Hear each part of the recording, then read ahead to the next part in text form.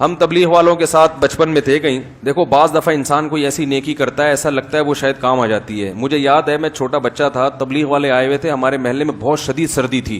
سردی اتنی تھی کہ کوئی گشت کے لیے نکل ہی نہیں رہا تھا ان کے ساتھ نصرت کے لیے. اللہ نے میرے میں کوئی بڑے اعمال میں نے زندگی میں نہیں کیے, لیکن ایک آدھ کچھ اس ٹائپ کے شاید کروا دی اللہ نے کہ دعا مل گئی اس سے مجھے. تو میں اس وقت میری عمر بھی کم تھی تو مجھے ان پہ بڑا ترس آیا کہ یار یہ باہر سے جماعت آئی ہے اور میرا کوئی معمول بھی نہیں تھا تبلیغ والوں کے ساتھ بیٹھنے کا کوئی زیادہ معمول, لیکن مجھے ان پہ ترس آیا. میں نے کہا کوئی بھی گشت نہیں کر رہا ان کے ساتھ تو میں چلتا ہوں.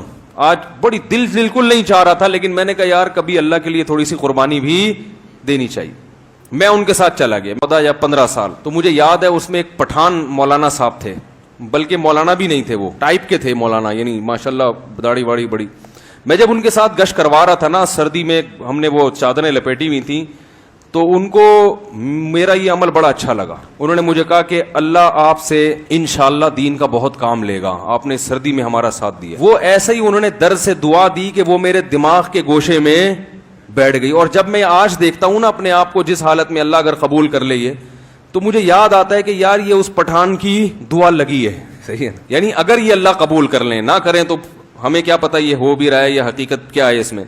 تو مجھے یاد آتا تھا کہ یار وہ جو میں نے اس کا ساتھ دیا تھا نا اس سردی میں, یعنی ایسا سردی ہو رہی تھی کہ دروازہ بچاتے ہوئے نا ہاتھوں کو وہ لگ رہا تھا بہت زور سے. تو اس نے جو یہ الفاظ کہے نا مجھے اب تک یاد آتا ہے, اور اللہ اس کو دنیا اور آخرت کی, وہ پتہ نہیں کہاں گیا, وہ تو جماعت آئی تھی چلی گئی, باہر کی جماعت تھی کہیں نہیں پتا, لیکن وہ میرے دماغ میں کیا ہوا. اور اس وقت کوئی ایسے اسباب نہیں تھے کہ میں کوئی اس لائن کی طرف آؤں گا اور پھر کوئی اللہ تعالیٰ مجھ سے کوئی کام لے گا. انہی دنوں کی بات ہے, جماعت گشت کر رہی تھی تو ہم نے ایک صاحب کو دیکھا اپنے سامنے گھر کے اندر جاتے ہوئے.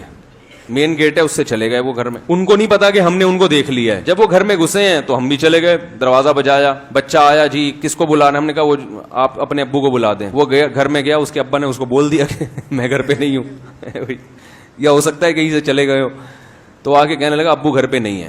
تو فوراً امیر صاحب نے کہا کہ دیکھو بدگمان ہونا جائز نہیں ہے, ہو سکتا ہے پیچھے دروازہ ہو, اور یہ ہو بھی سکتا ہے گھر میں آئے ہو, پانی پیا ہو اور وہاں سے نکل گئے. پتلی گلی تو ہوتی ہے نا, پتلی گلی سے نکل لی ہوں. بھئی یہ چوڑی گلی ہے اور وہاں پیچھے کیا ہوگی, پتلی گلی ہوگی, پتلی گلی سے نکل لی ہوں. اور یہ ممکن واقعی کئی دفعہ ایسا ہوتا بھی ہے. تو مجھے وہ بات ان کی بڑی اچھی لگی. میں نے کہا اس کو کیا کہتے ہیں, تربیت, اس کو کہتے ہیں اخلاق کا سنورنا اور سدھرنا. بھائی عین ممکن ہے, اور یہ بالکل اس بات کا امکان ہے کہ آئے ہو, پانی پیا ہو اور نکل گئے ہو. تو بھائی گھر پہ نہیں ہے, لیکن کوئی اور ہوتا کیا کہتا, تبصرہ شروع ہو جاتا, غیبتیں, بہتان, یہ دیکھو ابھی ہمارے سامنے گیا ہے اندر, جھوٹ ہی بولنا تھا تو یار کچھ اور طریقہ اختیار کر لیتا. یہ تو ہمیں کیا پتا ہے, یقین تو نہیں ہے کہ جھوٹ بول رہے ہیں. اس کو کیا کہتے ہیں, لا ان کثیر یا ایھا الذین آمنوا اجتنبوا کثیرا من الظن ان بعض الظن اسم.